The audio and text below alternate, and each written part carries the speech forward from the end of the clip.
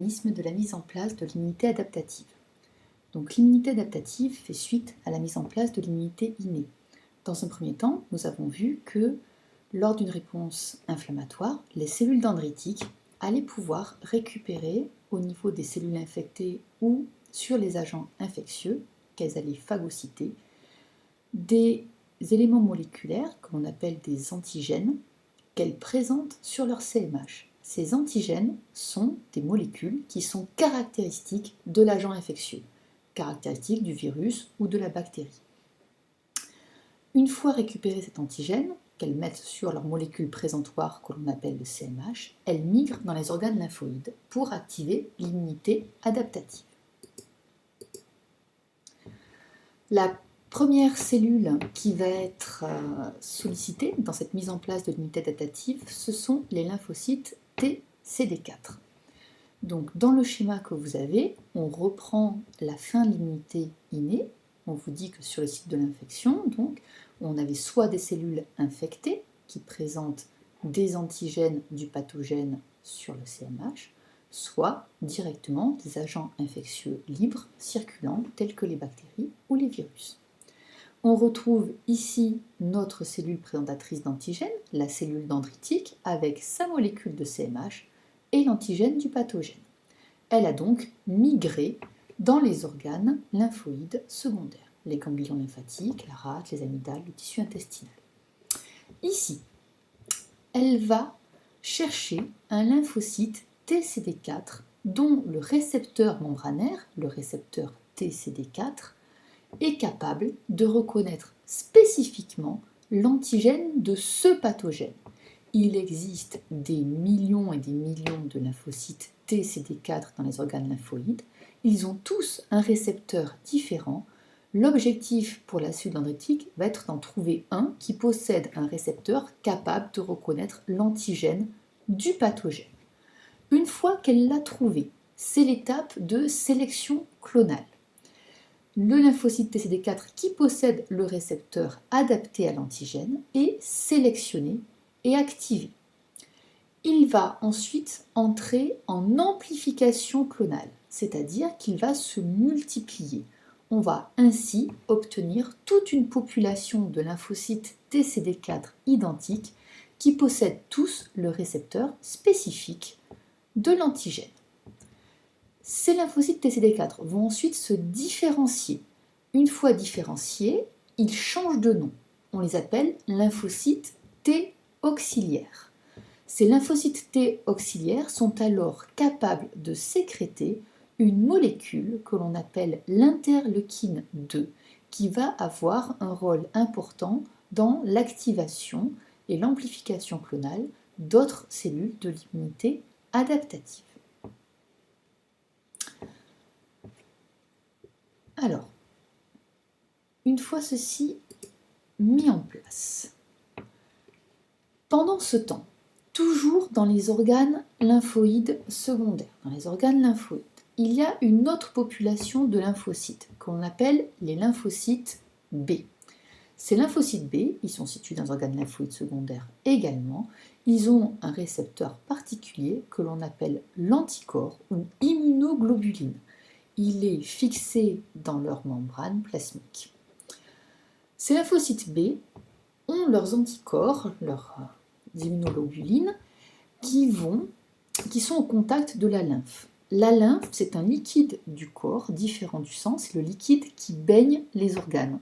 Quand l'eau et les substances dissoutes dans l'eau de notre sang sortent des vaisseaux sanguins pour aller nourrir les cellules, ce liquide qui baigne nos organes, nos tissus, nos cellules est appelé lymphe. Cette lymphe est régulièrement drainée et passe forcément par les organes lymphoïdes. Donc elle circule dans des vaisseaux lymphatiques et passe systématiquement par les organes lymphoïdes.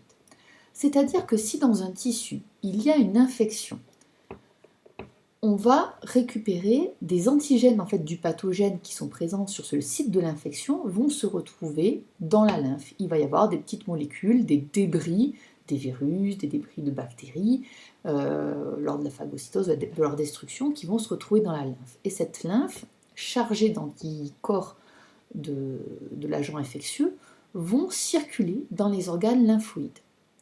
Ici, les lymphocytes B ont leurs anticorps au contact de la lymphe, c'est-à-dire qu'en cas d'infection, les antigènes du pathogène vont passer devant les lymphocytes B et sur le milliard de lymphocytes B qui existent dans notre corps, quelques-uns peuvent posséder un anticorps capable de reconnaître spécifiquement cet antigène. Quand un lymphocyte B reconnaîtra l'anticorps, qui s'est donc déposé passivement grâce à la lymphe, à la circulation de la lymphe, il est alors sélectionné. Mais pour éviter qu'il soit sélectionné suite à la reconnaissance d'un antigène qui n'en serait pas vraiment un, il a besoin d'une confirmation. C'est là qu'entrent en jeu nos lymphocytes T auxiliaires, nos anciens lymphocytes TCD4.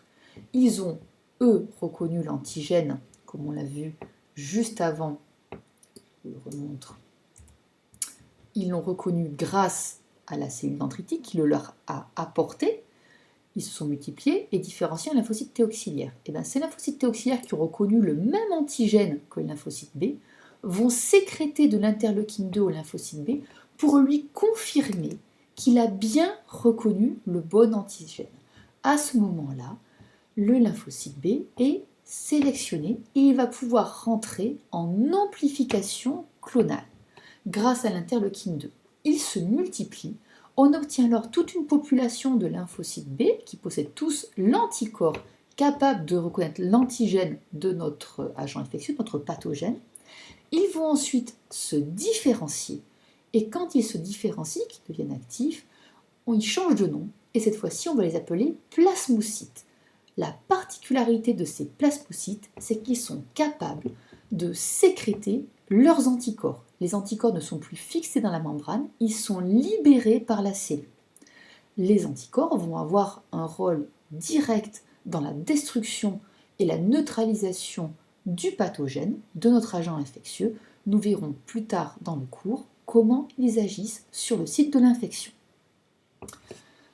Donc, les lymphocytes B ont la particularité de reconnaître des antigènes circulants qui sont caractéristiques des pathogènes extracellulaires. Les lymphocytes B interviennent dans la réponse immunitaire quand on est contaminé, infecté par un pathogène extracellulaire. Ça peut donc être une bactérie ou un virus circulant.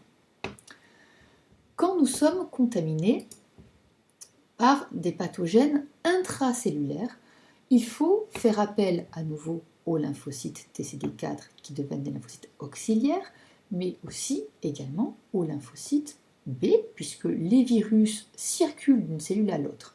Cependant, il existe aussi des virus qui se cachent à l'intérieur des cellules, c'est le cas des cellules infectées. À ce moment-là, il y a un autre type de cellule qui doit entrer en jeu pour pouvoir détruire spécifiquement les cellules contaminées. C'est le cas des lymphocytes TCD8. Donc, comme on l'a vu tout à l'heure, les lymphocytes TCD4 sont activés par les cellules dendritiques. C'est aussi le cas des lymphocytes TCD8. Ici,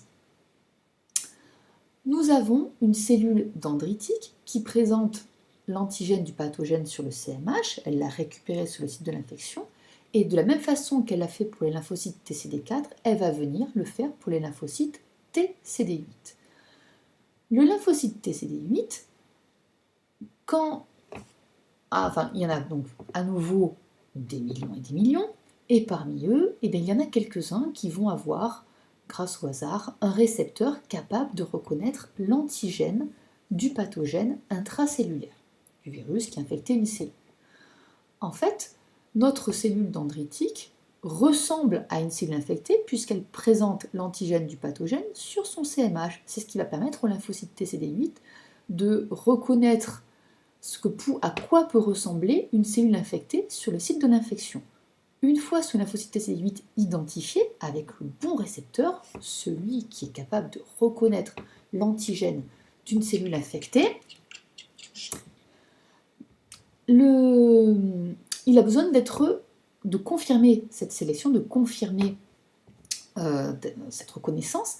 À ce moment-là, une fois de plus, c'est le lymphocyte T auxiliaire qui va confirmer qu'il a bien su reconnaître l'antigène du pathogène en sécrétant de l'interleukine 2. À ce moment-là, la sélection clonale est faite et notre lymphocyte TCD8 capable de reconnaître une cellule infectée, capable de reconnaître l'antigène sur le CMH, peut se multiplier. C'est l'amplification clonale, il se multiplie par mitose, et il va ensuite se différencier une fois qu'il devient actif. Il change alors de nom, on ne l'appellera plus lymphocyte TCD8, mais lymphocyte T cytotoxique, car toxique pour les cellules infectées. Nous verrons plus tard dans le cours comment il va réussir à détruire les cellules infectées.